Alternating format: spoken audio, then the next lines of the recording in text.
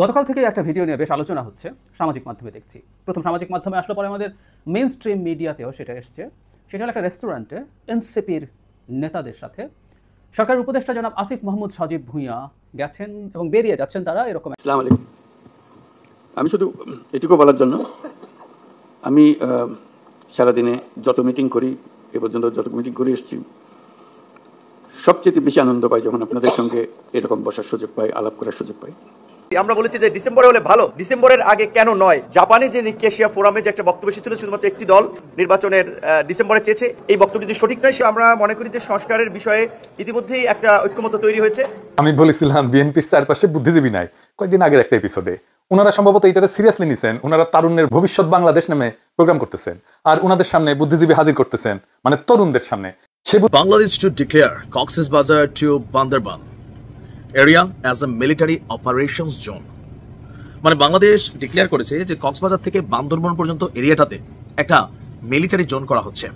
আসসালামু আলাইকুম প্রিয় দর্শক শ্রোতা, নতুন একটা ভিডিওতে জানাচ্ছি আপনাদের স্বাগতম। নিয়মিত পাওয়া তাজা এবং গরম খবর। ডক্টর মোহাম্মদ ইউনূসের জন্য চলমান এক শোকখবর চলেছে আজকের এই ভিডিওতে। সেক্ষেত্রে জাহিদটা কি কেমন তথ্য জানালো, আপনারা ভিডিওর অংশ বেশি থেকে বুঝিয়ে গেছেন কেমন হবে আজকের এই ভিডিওতে। আশা করি সম্পূর্ণ দেখে যাবেন। দর্শক বন্ধুরা, বেশি কথা না বাড়াবো না, আপনাদের বিস্তারিত ভিডিওতে নিয়ে যাবো।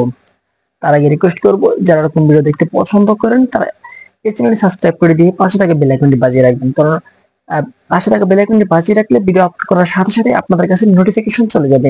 দর্শক বন্ধুরা, চলুন তাহলে এই ভিডিওতে লাইক করে দিন। বিস্তারিত ভিডিওগুলো মোবাইলের স্ক্রিন থেকে ধারাবাহিকভাবে একের পর এক দেখে আসি। বলেছিলাম বিএনপির চারপাশে বুদ্ধিজীবী নাই কয়েকদিন আগের একটা এপিসোডে। ওনারা সম্ভবত এইটাকে সিরিয়াসলি নিছেন। ওনারা তারুণ্যের ভবিষ্যৎ বাংলাদেশ নামে প্রোগ্রাম করতেছেন, আর ওনাদের সামনে বুদ্ধিজীবী হাজির করতেছেন, মানে তরুণদের সামনে। সে বুদ্ধিজীবীরা বিএনপির তরুণদের সামনে দেশ, রাজনীতি, সমাজ ভাবনা নিয়ে কথা বলতেছেন। আইডিয়া হিসেবে এটা খুব ভালো এবং কার্যকর। আমি এটার মৌলিক কর্মসূচি সার্টিফিকেট ঠিক দিতে পারতেছি না, কারণ কাছাকাছি ধরনের একটা প্রোগ্রাম আওয়ামী লীগ করতো, নাম ছিল তারুণ্যের ভাবনায় বাংলাদেশ। এই প্রোগ্রামটা অনেক বেশি ইন্টারেক্টিভ ছিল, মানে তরুণরা প্রশ্ন করতো, প্রবীণরা উত্তর দিত। একটু শোনেন, এডিটর সাহেব একটু শুনে দেন। ছাত্র রাজনীতির ভবিষ্যৎটা কি, তরুণদের কতটুকু স্পেস দিতে পারবে বর্তমান ছাত্র রাজনীতি যারা করছেন? ধন্যবাদ। আসলে এটা বাস্তবতা মানতে হবে যে স্বাধীনতার পূর্ববর্তী ছাত্র রাজনীতির যে অ্যাপিল ছিল, স্বাধীনতা পরবর্তী ছাত্র রাজনীতির অ্যাপিল কখনই এক হতে পারে না।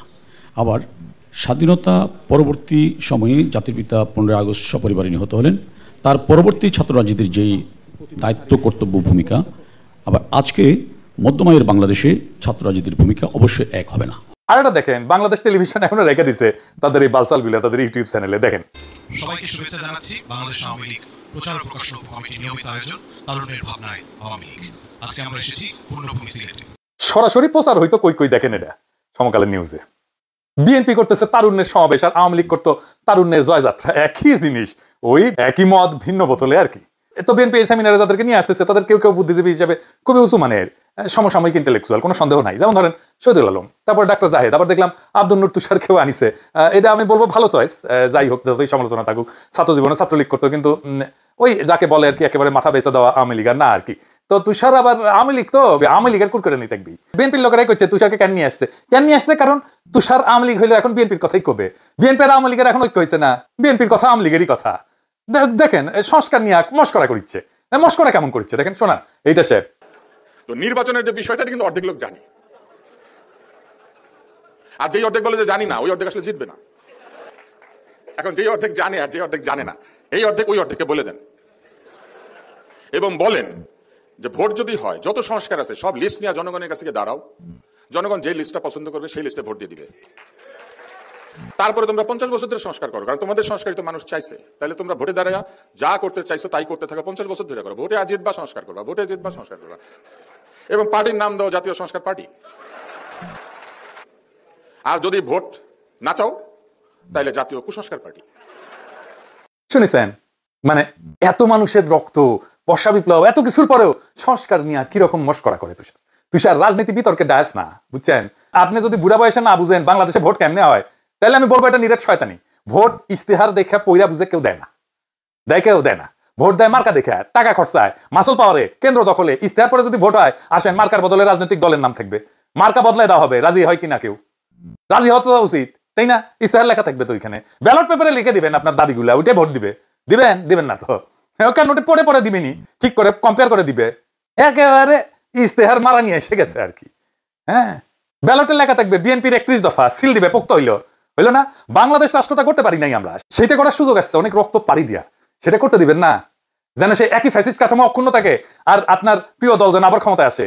আপনি যাদের প্রোগ্রামে গিয়ে বক্তৃতা ঝাড়িলেন, তাদের ইস্তেহার দিছে না, ইলেকশনে দিছে না, সব আছে, তাদের ইস্তেহারের দাবি তারা পূরণ করছে। আমি 2001 সালের নির্বাচনে বিএনপি যা যা করবে বলছিল তার 10% করতে পারে নাই, করে না তারা, ইস্তেহারের গপ্প শোনাচ্ছেন। আমি সবগুলো প্রতিশ্রুতিতে যাবো না। ওই 2001 সালে 1 নম্বর প্রতিশ্রুতি কি ছিল জানেন? পয়লা নাম্বার ছিল সংসদের আসন সংখ্যা বাড়ায় 500 করা এবং সংরক্ষিত নারী আসন সংখ্যা বাড়ানো। বাড়াইছে, 500 করিছে, করে নাই, 1 নম্বরটাই করে নাই। আর আপনি আসিছেন ইস্তেহারের সংস্কার দিবে, সেটা থেকে ভোট দিবে, তারপরে ইস্তেহার করবে। হ্যাঁ, খুব গপ্প মারিচ্ছেন না, এটা বিতর্কের কুৎসাল না, এটা রাজনীতি। তুষার, সাবধানে পা ফেলবেন, মুখ থেকে কথা বলার আগে খপ করে ধরে ফেলবো। যাই হোক, আবার দেখলাম মামুনুল হক সাহেবকে আনছে, এটা খুব ভালো চয়েস হয়েছে, কারণ তরুণ ইসলামী নেতা, এটা ভালো। উনি কি বলছেন আমি শুনতে পারিনি, তো শোনার আগ্রহ থাকলো। আর আনছে কে? মেজর রেজাউল করিমকে। রেজাউল করিমকে আমি প্রথম দেখি ইলিয়াসের একসাথে একটা প্রোগ্রামে, জেনারেল হাসান নাসির ছিলেন ওইখানে, একজন সিনিয়র আর্মির জেনারেল, তার সাথে বেয়াদবের মতো তর্ক করতেছে ওই এই রেজাউল। আমি ইলিয়াসে কইলাম পরে প্রোগ্রামে, পরে বেদ্যপে কেন নিছো, উই তো মনে হয় সর্বজ্ঞানী। তো এই রেজাউল করিম এখন বিএনপির লেসপেন্সার হয়েছে, আর ওর মাথার উপর আছে আরেকটা আরেবর, major general Fazle Ilahi Akbar. We হইতে চায় বিএনপির তারেক সিদ্দিকী। আর চাঁদাবাজির দায়ে বহিষ্কৃত সেনা কর্মকর্তা মেজর অবসরপ্রাপ্ত রেজাউল করিম হইতে চায় বিএনপির জিয়াউল হাসান। ওই চাঁদাবাজির দায়ে বহিষ্কৃত হয়েছিল আর্মি থেকে। এই যে আর্মির রিপোর্ট দেখেন, ওর চাঁদাবাজির রিপোর্ট। এই সেমিনারে সে বক্তব্য দিচ্ছে, একজন স্বীকৃত চাঁদাবাজ। ভাই, আপনাদের কি চাঁদাবাজ ছাড়া চলে না? হ্যাঁ, নাকি তারুণ্যকে চাঁদাবাজির দীক্ষা দিতেছেন? তীর আটা ময়দা সুজির একটা বিজ্ঞাপন ছিল, তীর ছাড়া আমার চলেই না। শুনেন, তীর ছাড়া আমার চলেই না। তো আপনাদেরও তো দেখতেছি চাঁদাবাজ ছাড়া আপনার চলেই না। 2012 সালে র্যাবে থাকা অবস্থায় ওই চাঁদাবাজির দায়ে বহিষ্কার হয়েছিল। অবশ্য দাবি করে তাকে এগুলা তার বিরুদ্ধে ষড়যন্ত্র, কিন্তু আর্মির নিজস্ব তদন্তেই তার প্রমাণ পাওয়া গেছিল। কিন্তু তার অতীত দেখলে বোঝা যাবে যে এসব সত্য কিনা। তাকে 2006 সালে একবার সুপারিশ দেওয়া হইলেও 2007 থেকে 2011 সাল পর্যন্ত 4 বার নিরাপত্তা ছাড়পত্র সুপারিশ দেওয়া হয়নি। 2012 সালে আওয়ামী লীগের নাজমুল হাসান পাপনের সুপারিশে র্যাবে পোস্টিং বাগাই নিয়েছিল, পরে সেখানে দায়িত্ব থাকা অবস্থায় চাঁদাবাজির দায়ে বহিষ্কৃত হয়। এত অসদাচরণের পরেও আওয়ামী জেলা মাদারীপুর হওয়ায় বিভিন্ন লীগ নেতার কানেকশনে র্যাবে থেকে গেছিল সে। আর এখন তার মূল গডফাদার হয়েছে মেজর জেনারেল ফজলে ইলাহি আকবর, যিনি কয়েকজন শীর্ষ বিএনপি নেতার হইয়া বিএনপির নতুন তারেক সিদ্দিকী হয়ে উঠতে চাইতেছেন। এর মধ্যে চলতি বছর ফেব্রুয়ারিতে র্যাডিসন ব্লু ওয়াটার গার্ডেন হোটেলে বলরুমে foundation for strategic and development studies FSDS বলে একটা গবেষণাধর্মী নতুন একটা প্রতিষ্ঠান বা দোকান খুলেছেন উনি। সেখানে আবার উপস্থিত ছিল জেনারেল ওয়াকার। তো শোনা যায় যে এইটার পরে জেনারেল আকবর ওয়াকারের কাছে নাকি বেশি ব্যবসার সুবিধা এগুলো চাইছিল, তো এটা বিরক্ত হয়ে ওয়াকার নাকি ব্লক করে দিচ্ছে তার অ্যাক্সেস। যার সত্য মিথ্যা জানি না, কিন্তু ওয়াকার ব্লক করলে কি হবে? তাদের মূল শেল্টার তো এখন বিএনপি। চাঁদাবাজ রেজাউল বক্তব্য দেয় বিএনপির তারুণ্যের সমাবেশে, অথচ টিভিতে বছরের পর বছর ধরে বিএনপিকে থার্ড ক্লাস বলে বক্তব্য দিচ্ছিল এই লোক তারেক রহমান কোনো নেতাই না, বিএনপির কোনো নেতৃত্ব নাই, আওয়ামী লীগকেই হাতি নাইকে সমর্থন দেওয়া দরকার। এটা তার বয়ান ছিল, আমি বানায় করছি না, দেখে দেবো, শুনেন। আমি বলছি না যে বিএনপি কে এনে বসাও, কজ এখানে বিএনপি তো যোগ্য নেতৃত্ব সত্যিকার অর্থে এই মুহূর্তে আমি দেখি না। বিএনপি নামক একটা দল, যদি এখানে বিএনপি নেতা থাকতো আমার কথাটা বলা আরো ভালো হইতো, কারণ বিএনপি নেতা নাই, এখন কার সামনে কথা বলবো। বাট সত্যিকার অর্থে কিন্তু সেই অবস্থা বিএনপি নেই, নেতৃত্ব দেওয়ার মতো যোগ্য কোনো নেতাই নেই দলের মধ্যে।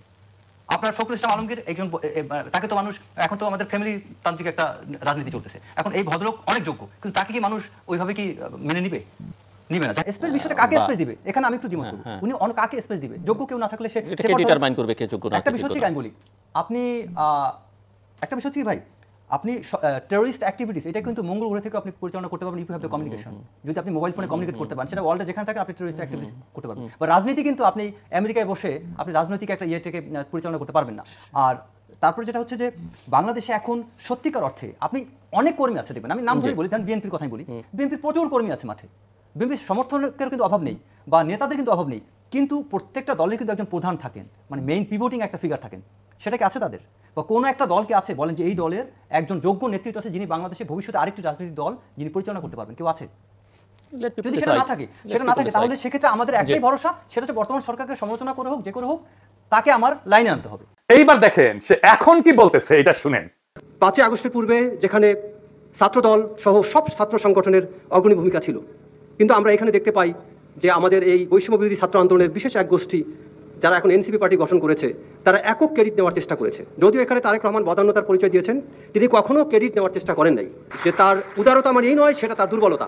আমরা চাই বিএনপির সেই পুরনো ঐতিহ্য ইমেজ ফিরিয়ে আনতে, সেই ইমেজ ফিরিয়ে আনার জন্যই আজকে তারেক রহমান বিএনপির প্রতি যে সহনশীলতা দেখাচ্ছেন, সবাইকে ধৈর্যশীল হতে বলছেন, এটাকে আমি সত্যি প্রশংসা করি।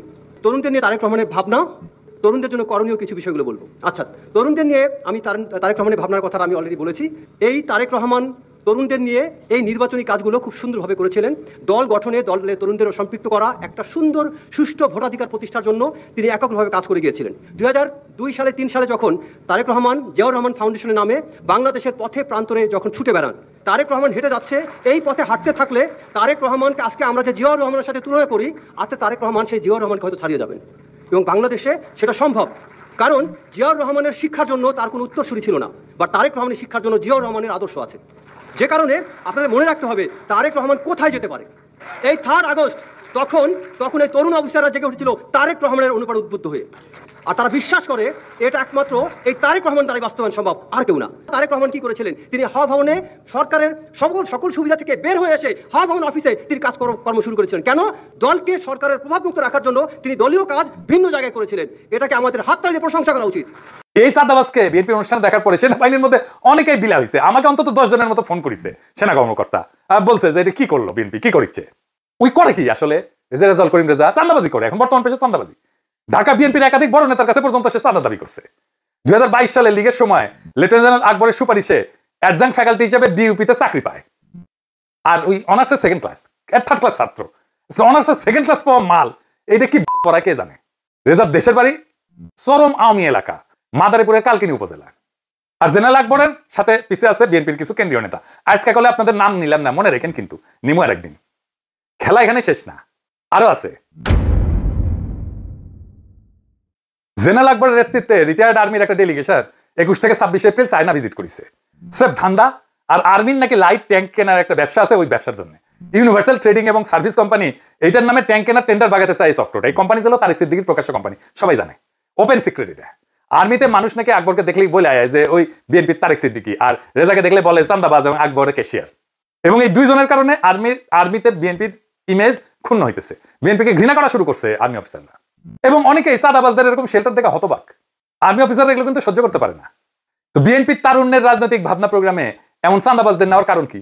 যদি আমি জানছি যে মাহাদি আমিন তারে দেখতে চাই নাই, কিন্তু সিনিয়র নেতা নাকি তাকে বাধ্য করছে, এখনো রক্তের দাগ শুকায়নি। আর এই সমস্ত বাটপারেরা এখনই তারেক সিদ্দিকী আর জিয়াউল হাসান হইতে চাইতেছে, তাও আবার ক্ষমতায় আসতে চাও বিএনপির ব্যানার ব্যবহার করি।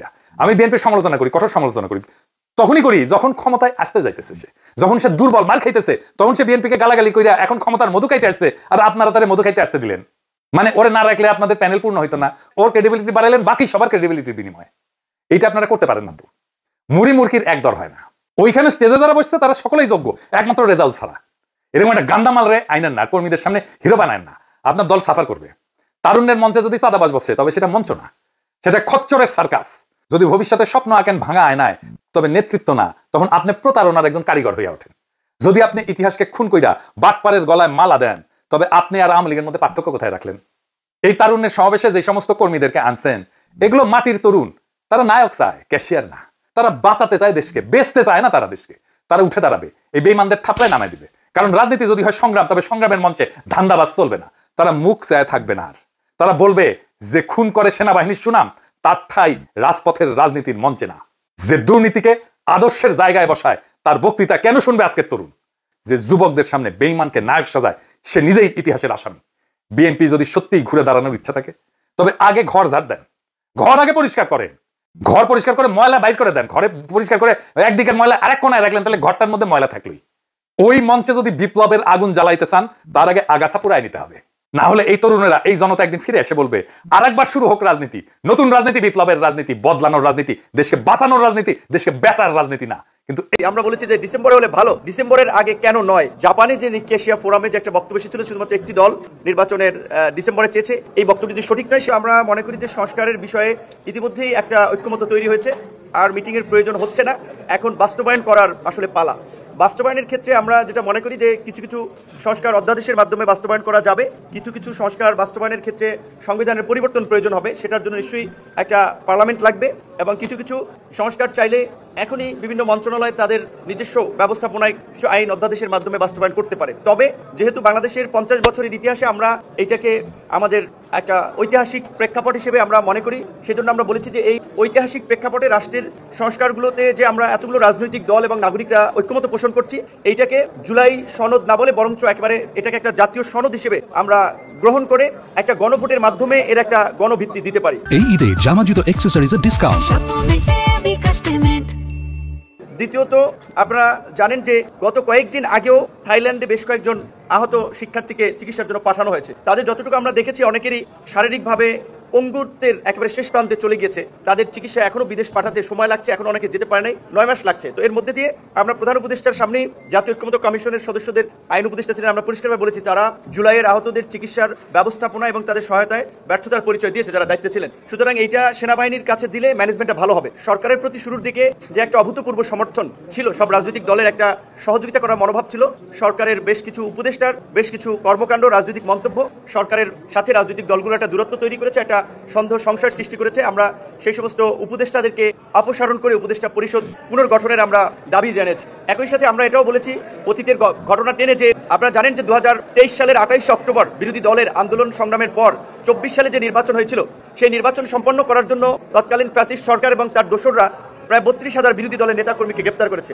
কিন্তু গত 9 মাসেও এই ফ্যাসিবাদের সাথে জড়িত এবং তার সহযোগী 3200 জনকেও গ্রেপ্তার করা হয় নাই। বরঞ্চ আমরা দেখেছি যে শেখ হাসিনার গত 16 বছরের গুম, খুন, লুটপাট এবং দুর্নীতির অন্যতম সহযোগী জাতীয় পার্টির যে আস্ফালন, আমরা এই বিষয়ে ব্যবস্থা নেওয়ার জন্য আমরা প্রধান উপদেষ্টার কাছে আমরা বলেছি। একই সাথে যেহেতু নির্বাচন নিয়ে রাজনৈতিক দলগুলো বলছে দ্রুত সময়, প্রধান উপদেষ্টা বলছে ডিসেম্বর থেকে জানুয়ারি, আমরা বলেছি যে ডিসেম্বরে হলে ভালো, ডিসেম্বরের আগে কেন নয়, ডিসেম্বরের আগেও ইলেকশন হতে পারে। সামগ্রিকভাবে আমরা সহ সব দলই নির্বাচনের একটা সুনির্দিষ্ট দিন, তারিখ কিংবা মাস, এই সময়টা প্রধান উপদেষ্টার কাছে আমরা জানতে চেয়েছি। তিনি নির্বাচনের বিষয়ে ওইভাবে আসলে এই বক্তব্য মোটা দাগে সব রাজনৈতিক দলই বলেছে, এবং জাপানে যে নিক্কি এশিয়া ফোরামে যে একটা বক্তব্য এসেছিল, শুধুমাত্র একটি দল নির্বাচনের ডিসেম্বরে চেয়েছে, এই বক্তব্য যদি সঠিক নয় সেটা ওখানে বলেছে অনেক দলই তো নির্বাচন পত্রপত্রিকা 54টি দল, এবং আজকেরও আই থিঙ্ক 3টি দল ব্যতীত বাকি দলই কিন্তু নির্বাচনের জন্য দ্রুত একটা রোড ম্যাপ চেয়েছে, এবং নির্বাচনটা যে ডিসেম্বরের মধ্যে হওয়া প্রয়োজন সেই বিষয়ে বক্তব্য রেখেছেন। প্রধান উপদেষ্টা হয়তো এই সমস্ত স্পেসিফিক বিষয়ে এত ডিটেলে জান নাই। তিনি এই যে একটা ঐক্য তৈরি হয়েছিল সরকার গঠনের শুরুতে, ঐক্যমতের ভিত্তিতে সংস্কার করতে চান। আসসালামু আলাইকুম। আমি শুধু এটুকু বলার জন্য, আমি সারাদিনে যত মিটিং করি, এ পর্যন্ত যত মিটিং করে এসেছি, সবচেয়ে বেশি আনন্দ পাই যখন আপনাদের সঙ্গে এরকম বসার সুযোগ পাই, আলাপ করার সুযোগ পাই। কারণ এখানেই সবাই মিলে বাংলাদেশের প্রকৃত ভবিষ্যৎ রচনা করা হচ্ছে। এটা আমাকে শিহরণ জাগায় যে এরকম একটা কাজে আমি জড়িত হতে পেরেছি, নিজেকে যুক্ত করতে পেরেছি। শুধু আপনাদের কথা শোনার জন্য, এটা কিভাবে আপনারা গাইড করবেন, কোথায় নিয়ে যাবেন। আমাদের উপর দায়িত্ব দেওয়া হয়েছিল সংস্কার করার জন্য। আমরা বুঝতে পারছিলাম না কোথা দিয়ে শুরু করি। তো প্রাথমিক আলাপের মধ্যে নানা প্রসঙ্গে ঠিক হলো যে আমরা কিছু কমিশন করে দিই, যেগুলো দ্বারা কৃতপক্ষে ভেতরে গিয়ে জিনিসটা তৈরি করবে। এটা দীর্ঘ প্রক্রিয়া, লোক জোগাড় করা ইত্যাদি। শেষ পর্যন্ত আমরা কমিশন করলাম, প্রথম 6টা কমিশন, পরবর্তীতে আরো 6টা। তো তাদেরকে 90 দিন আমরা সময় দিয়েছিলাম দ্রুত গতিতে কাজ করার জন্য। আমরা খুবই আনন্দিত যে তারা করতে পেরেছে। কয়েকটা কমিশন বেশি সময় নিয়েছে, তাতে কোনো অসুবিধা নেই। এখন কমিশনের রিপোর্ট আসলো, এরপরে আমরা যে ঐক্যমত্য গঠন করতে চাচ্ছি সেটা কিভাবে হবে, সেটার থেকে একটা আইডিয়া আসলো যে একটা ঐক্যমত্য কমিশন বলে আলাদা একটা কমিশন করি। তো সেটা যে ফলপ্রসূ হয়েছে সেটা প্রফেসর আলী রিয়াজ সাহেব যখনই আমার সঙ্গে বৈঠক করেন আমি অত্যন্ত আনন্দিত হই। ফার্স্ট ক্লাস যেভাবে আপনারা সহযোগিতা করেছেন, আনন্দ সহকারে পার্টিসিপেট করেছেন, এটা কেন জানি আমার মনে হয়েছিল যে এটা হয়তো সবার আগ্রহ হবে না, কবে পাশ কাটিয়ে যাবে বা ভেতরে ঢুকতে চাইবে না। আমি অত্যন্ত আশ্চর্য হয়েছি এবং অত্যন্ত আনন্দিত হয়েছে যে কত গভীরভাবে আপনারা এটাতে গিয়েছেন, এবং শুধু ওনাদের সঙ্গে কমিশনের সঙ্গে আলাপ করে না, নিজেদের ভেতরে আলাপ করেছেন এবং আন্তরিকভাবে বুঝে আমাদেরকে বলার চেষ্টা করেছেন, আপনাদের সঙ্গে বিতর্ক করেছেন কমিশনের সঙ্গে। এবং প্রতিবারই যখন প্রফেসর আলী রিয়াজ আমার সঙ্গে কথা বলে উনি খুব উচ্ছ্বসিত হন। এটা আমাকে অত্যন্ত হৃদয়ে টাচ করে আমাকে, যে এরকম আগ্রহ নিয়ে সবাই যদি আমরা বসি নিশ্চয়ই একটু ভালো কিছু এর মধ্যে থেকে আসবে। আজকে প্রথম পর্ব শেষ হলো, তো সেটা মহানন্দের দিন যেটা আমরা করেছি। দ্বিতীয় পর্বে, প্রথম পর্বে আমরা কি করলাম, এটা যত কিছু ইস্যুজ আছে, যত কিছু রিকমেন্ডেশন সুপারিশ আছে, তার মধ্যে কিভাবে আমরা একমত হলাম, কারা কোনটাতে একমত হলো, সব মিলিয়ে শেষ পর্যন্ত আমরা জুলাই সনদ করব। এইটাই হলো আমাদের লক্ষ্য, যেখানে আমরা সবার ঐক্যমত্যগুলো তুলে ধরবো। দ্বিতীয় পর্বে কি হবে, আমি আলী রিয়াজ সাহেবের সঙ্গে আলাপ করছিলাম। দ্বিতীয় পর্বে হলো অনেকগুলো বিষয় আছে, কাছাকাছি এসে গেছি, আরেকটু হলে আমাদের তালিকাতে আরেকটা সুপারিশ যুক্ত হয় ওই ঐক্যমত্যের সুপারিশে। তো এই সুযোগ যেন আমরা হারিয়ে না ফেলি, এই দ্বিতীয় পর্বের আমি যদ্দূর বলছি, প্রফেসর আলী রিয়াজ তারা ব্যাখ্যা করবেন যে এই আলাপটা নিয়ে যেটুকু তফাৎ ছিল, দূরত্ব ছিল, সেই দূরত্বকে গুছিয়ে এনে যাতে আমাদের জুলাই সনদে বর্তমানে যতগুলো ঐকমতের বিষয় আছে তার মধ্যে যে আরও কিছু যোগ করতে পারে, দেখতে সুন্দর লাগবে, জাতীয় একটা সনদ হলো, অনেকগুলো বিষয়ে আমরা একমত হতে পেরেছি, জাতি হিসেবে আমরা গর্বিত জাতি হিসেবে দাঁড়াতে পারি যে আমরা তো এরকম বিভক্তিকরণের প্রক্রিয়ার মধ্যে রাজনীতি সৃষ্টি করিনি, আমরা সৃষ্টি করছি ঐক্যবদ্ধ হওয়ার জন্য, দেশের উন্নতির জন্য, দেশের মঙ্গলের জন্য। আজকে সেই সবাই উপস্থিত থাকতে পারে, আমি নিজেকে সৌভাগ্যবান মনে করছি। আশা করি আমরা সেই পর্বে ঢুকতে পারবো এবং সেই পর্বে অত্যন্ত চমৎকার একটা জুলাই সনদ আমরা তৈরি করতে পারবো। Bangladesh to declare Cox's Bazar to Bandarban area as a military operations zone। মানে বাংলাদেশ ডিক্লেয়ার করেছে যে কক্সবাজার থেকে বান্দরবান পর্যন্ত এরিয়াটাতে একটা মিলিটারি জোন করা হচ্ছে। এমন খবর যখন ভারতের গণমাধ্যমে আসে, স্বাভাবিকভাবে ভারতের আমজনতা একটা টেনশনে পড়ে যে বাংলাদেশ আসলে কি করছে। এমনকি বিশাল এক ফিচার বাংলাদেশ সেনাবাহিনীকে নিয়ে জড়িয়ে ভারতের গণমাধ্যম নর্থ ইস্ট নিউজ তারা যে নিউজটা করেছে, সেখানে বলা হয়েছে যে আপনার প্রতিবেদনটিতে বাংলাদেশ সেনাবাহিনী সন্ত্রাসী বা বিচ্ছিন্নতাবাদী গোষ্ঠীকে সমর্থন দিচ্ছে। এই ধরনের ইঙ্গিত দেওয়া হয়েছে যে একেবারে ভিত্তিহীন, অসত্য এবং এক ধরনের বিদ্বেষপূর্ণ অপপ্রচার। 5ই আগস্ট সরকার পতনের পর বাংলাদেশ সেনাবাহিনীকে নিয়ে ভারতের গণমাধ্যমগুলো বা আমাদের বাংলাদেশের মানুষও বিভিন্ন জায়গায় বিভিন্ন ধরনের ষড়যন্ত্রমূলক বক্তব্য দিচ্ছেন। সেনাবাহিনীকে প্রতিনিয়ত হ্যাও করে, প্রতিপন্ন করে, মানে নানান ধরনের অপপ্রচার, গুজব। আর যেই সব মানুষ সেনাবাহিনীর জুতার বুটের দিকে তাকানোর সাহস করতো না, এরা আজকে বিভিন্ন জায়গায় বিভিন্ন ধরনের কথা বলে। সময় হয়তো এগুলা রেজাল্ট আবার রিটার্নও পাবে। যাই হোক, দেশের ভেতরে যখন সেনাবাহিনীকে নিয়ে এত কথা বলা হয়, তো ভারতের গণমাধ্যম তো ছাপাবেই। বাট ভারতের গণমাধ্যমে দাদা আপনি যা দেখছেন বাংলাদেশের মিলিটারিকে নিয়ে, আসলে কতটুকু সত্য? গেল কয়েকদিন আগে বাংলাদেশ নিয়ে যেই নিউজটা করা হয়েছে ভারতীয় গণমাধ্যম নর্থ ইস্ট নিউজ, এটা সম্পর্কে আজকে আমাদের সেনাবাহিনীটার ব্যাখ্যা দিয়েছে। বাংলাদেশের দক্ষিণ পূর্বাঞ্চলে মিলিটারি অপারেশনস জোন ঘোষণা নিয়ে ভারতীয় গণমাধ্যমের সংবাদের প্রতিবাদ জানিয়েছে বাংলাদেশ সেনাবাহিনী। গতকালকে সেনাবাহিনীর ভেরিফাইড ফেসবুক পেজে একটি পোস্টের মাধ্যমে এই প্রতিক্রিয়া জানানো হয়। সেখানে বলা হয়েছে যে বাংলাদেশের দক্ষিণ পূর্বাঞ্চলে মিলিটারি অপারেশন জোন নামক যেই ইস্যুটা ভারতীয় গণমাধ্যম আপনার কি বলা হয় যে ছাপিয়েছে, সেই সংবাদের বিরুদ্ধে বাংলাদেশ সেনাবাহিনীর প্রতিক্রিয়া। এই শিরোনামে দেওয়া পোস্টটিতে বলা হয়েছে যে আপনার বাংলাদেশের declare Cox's Bazar to Bandarban area as a military operation zone. এই প্রতিবেদনটি সম্পূর্ণ মিথ্যা, ভিত্তিহীন এবং উদ্দেশ্য প্রণোদিত। এই ধরনের সংবাদগুলো ভারতীয় কিছু গণমাধ্যমের পরিকল্পিত অপচেষ্টারই অংশ, যার উদ্দেশ্য বাংলাদেশের আভ্যন্তরীণ স্থিতিশীলতা বিনষ্ট করা এবং সশস্ত্র বাহিনীর ভাবমূর্তিকে ক্ষুণ্ণ করা। সেনাবাহিনী বলছে যে প্রতিবেদনটিতে বাংলাদেশ সেনাবাহিনী সন্ত্রাসী বা বিচ্ছিন্নতাবাদী গোষ্ঠীকে সমর্থন দিচ্ছে। এই ধরনের ইঙ্গিত দেওয়া হয়েছে যে একেবারেই ভিত্তিহীন, অসত্য এবং এক ধরনের বিদ্বেষপূর্ণ অপপ্রচার। প্রমাণবিহীন এই ধরনের কল্পনাপ্রসূত সংবাদ একটি বৃহত্তর ষড়যন্ত্রের অংশ, যা জনমনে বিভ্রান্তি ছড়ানো এবং বিভেদ উস্কে দেওয়ার অসৎ উদ্দেশ্যেই করা হয়েছে। বাংলাদেশ সেনাবাহিনী সবসময় সর্বোচ্চ পেশাদারিত্ব বজায় রেখে জাতীয় সার্বভৌমত্ব, অখণ্ডতা এবং সংবিধান রক্ষার জন্য কাজ করে যাচ্ছে। জাতীয় স্বার্থে সেনাবাহিনী কখনোই আপোষ করেনি আর ভবিষ্যতেও করবে না। সেনাবাহিনীর পোস্টে আরো বলা হয়েছে এই ধরনের বানোয়াট প্রতিবেদনকে সাংবাদিকতা বলা যায় না, এটি একটি সুপরিকল্পিত এবং ধারাবাহিক কুৎসা রচনার অংশ। বাংলাদেশ সবসময় ঐক্যবদ্ধ থেকেছে এবং দেশের জনগণ ও ভূখণ্ড রক্ষায় বাংলাদেশের সেনাবাহিনী সর্বদা প্রস্তুত। এই ধরনের নিউজগুলো বাংলাদেশের পার্বত্য অঞ্চলে যেই বিভিন্ন গোষ্ঠী আছে বা বিভিন্ন আছে, তাদের সাথে বাংলাদেশ সেনাবাহিনীকে একটা পাল্টাপাল্টি অবস্থানে নেওয়া অথবা আরো বৃহত্তর ষড়যন্ত্রের পরিকল্পনা হতে পারে। সেনাবাহিনীর পক্ষ থেকে প্রতিবাদ জানানো হয়েছে, হুঁশিয়ারি দেওয়া হয়েছে এই ধরনের ভুয়া নিউজগুলোকে। বাট আমার মনে হয় শুধু সেনাবাহিনীর তরফ থেকে দাঁড়িয়ে কথা বললে হবে না, পররাষ্ট্র মন্ত্রণালয় থেকেও ভারতকে এই বিষয়গুলোতে একটু নোট দেওয়া দরকার। যদিও ভারত এগুলাতে পাত্তা দিবে না, কারণ যে ময়ূক রঞ্জন আছে দেখেন, থাকবে না বাংলাদেশ, থাকবে না, এই ক্যারেক্টার রেখে এখনো থামানো গেছে যায় নাই। তবে সেনাবাহিনী নিয়ে আমি মনে করি বাংলাদেশের মানুষের অপপ্রচার একটা ভিডিও নিয়ে বেশ আলোচনা হচ্ছে সামাজিক মাধ্যমে দেখছি। প্রথম সামাজিক মাধ্যমে আসলে পরে আমাদের মেইন স্ট্রিম মিডিয়াতেও সেটা এসছে। সেটা হলো একটা রেস্টুরেন্টে এনসিপির নেতাদের সাথে সরকারের উপদেষ্টা জনাব আসিফ মাহমুদ সাজিব ভুঁইয়া গেছেন এবং বেরিয়ে যাচ্ছেন তারা, এরকম একটা ভিডিও আমাদের সামনে এসছে। আমি মন্তব্যে এটা দিয়ে দেবো, আপনারা একটু দেখে নেবেন। আমি ধারণা করি এর মধ্যেই অনেকে দেখে ফেলেছেন। এটা আমাদের রাজনীতির জন্য খুবই সিগনিফিক্যান্ট একটা নিউজ তো বটেই। মানে এটা এমন একটা প্রেক্ষাপটে ঘটলো যখন এই দুইজন ছাত্র উপদেষ্টার পদত্যাগ চাইছিল বিএনপি, জনাব ইশরাককে মেয়র হতে দেয়া না দেয়া নিয়ে, এবং এই দুজনের বিরুদ্ধে জনাব খলিলেরও পদত্যাগ চেয়েছেন তারা, কিন্তু এই দুজনের বিরুদ্ধে বিএনপির অভিযোগ বা বিএনপির বক্তব্য আমরা এভাবে বলতে পারি, সেটা হচ্ছে এই দুইজন মূলত এনসিপির সমর্থক, তারা এনসিপির সাথে অ্যালাইন্ড, সেই কারণে সরকারে থাকলে তাদের নিরপেক্ষতায় সমস্যা হবে। ইনফ্যাক্ট এটা আজ না, বেশ আগেও একবার জনাব মির্জা ফখরুল ইসলাম আলমগীর এইরকম একটা কথা বলেছিলেন বেশ কয়েক মাস আগে, এবং তখন আমাদের অনেকের হয়তো মনে আছে জনাব নাহিদ ইসলাম তখন উপদেষ্টা ছিলেন, অত্যন্ত কঠোর ভাষায় একটা জবাব দিয়েছিলেন তার ফেসবুক স্ট্যাটাসে। সেটা অবশ্য বলা বাহুল্য, তখন এনসিপি তৈরি হয়নি, এনসিপি ছিল না তখন, বৈষম্য বিরোধী ছাত্র আন্দোলন ছিল, জাতীয় নাগরিক কমিটি ছিল, তাদের অনেকেই ওটা শেয়ার করেছিলেন। তো ওদের অ্যালাইনমেন্ট আসলে ইজ ভেরি ক্লিয়ার আগে থেকে। বাকি যে দুজন আছে যেন মাহফুজ আলম এবং আসিফ মাহমুদ সজীব ভুঁইয়া, নাহিদ ইসলাম যে এনসিপির সাথে অ্যালাইন্ড, এটা মানে একেবারে ক্লিয়ারলি প্রমাণ হলো। তিনি রিজাইন করে এসে এই দলের হাল ধরলেন। বাকি দুজন আসলে তাদেরই লোক, তাদেরই সাথে অ্যালাইন্ড, এই আলোচনা আছে। আর প্রায় বলি কথাটা, আসলে এই দেশে আমরা যারা থাকি, ওই দলগুলো যারা করেন, ওই দলগুলোতে আমাদের পরিচিত লোকজন আছে। বিশেষ করে যারা মাহফুজ আলম প্রথম থেকে যখন নাগরিক কমিটি হয়েছে, তার বহু ক্ষেত্রে বহু জায়গায় তিনি ইন্টেলেকচুয়ালি কাজ করেছেন, কানেক্টেড আছে, তিনি এখনও আছেন, এটা জানা যায়। কেউ বলবেন যে আপনার কাছে ভিডিও আছে, ভিডিও ছাড়া কোনো কিছু প্রমাণ করা যাবে না, তা হতে পারে না। যাই হোক, এই জিনিসগুলো আমরা জানি। জনাব আসিফ মাহমুদও একইভাবে দলের সাথে ইনভলভ আছেন, তার বন্ধু বান্ধবের সাথে ইনভলভ আছেন, এতে কোনো রকম কোনো সন্দেহ নেই। আর এখন তো এই ভিডিওটা সামনে আসলোই, এই ভিডিওর সামনে না আসলেও আসলে কী বা হতো। এবং এই ভিডিওটা নিয়ে এখন পর্যন্ত অন্তত জনাব আসিফ মাহমুদকে প্রতিবাদ করতে দেখা যায়নি যে নাকি আমি নই, কারণ ওই ভিডিওতে তিনি মাস্ক পরাচ্ছিলেন, তাই একটা সম্ভাবনা থাকতেও পারতো যে এটা আমি নই বলার, কিন্তু তিনি বলেননি, তাই আমরা ধরেই নেব এটা তিনি। তার প্রশ্নটা হচ্ছে তিনি মাস্ক পরে সেখানে গেছেন, তার মানে তিনি তার আইডেন্টিটি সামহাউ লুকানোর চেষ্টা করেছিলেন সেখানে। এটাই হলো মূল সমস্যার জায়গা। তিনি উপদেষ্টা, তার বন্ধু বান্ধবরা একটা দল করেছেন, সেই দলের মানুষজনের সাথে তিনি রেস্টুরেন্টে যেতে পারেন, কোথাও সামাজিক জায়গায় বসতে পারেন, আড্ডা দিতে পারেন, এগুলো খুব অভাবনীয় কিছু বলে আমি মনে করি না।